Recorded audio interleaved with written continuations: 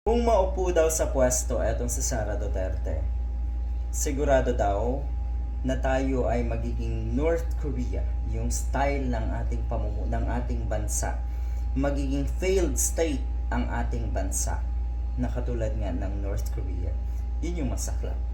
Pero syempre, hindi naman yan paniniwalaan ng mga diehard. Ang sinasabi nga ni former Senator Antonio Trillanes, magiging malala talaga ang sitwasyon ng ating bansa. Iikot lang daw itong mga Duterte. Si Pulong, si Baste, kasama na rin si Kitty Duterte. Ganyan sila kasakim. Ganyan sila kagahaman sa pwesto. At yung sinasabi na itong mga ito na mananahimik na lang or matagal daw silang nanahimik. Sabi kasi ni Pulong, matagal daw silang nanahimik.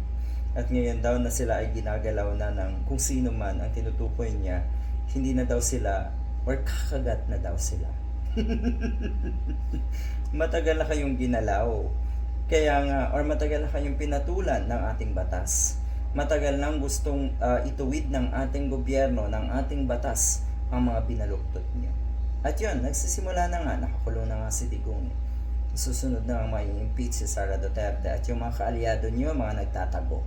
Hindi ba't malinaw na yan kung sino talaga ang totoong salot ng ating bansa at pampagulo ng ating bansa.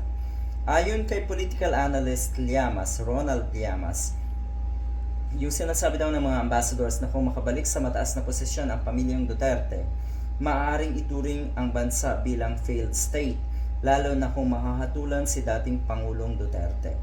Talaga naman siguro makahatulan, mukhang sigurado na ang mga kababayan natin. At yan syempre ay ikatutuwa ng ating mas maraming kababayan natin ang mahatulan at mabilanggo ng habang buhay si Digong at hindi na makabalik dito sa atin. Yan yung sinasabi.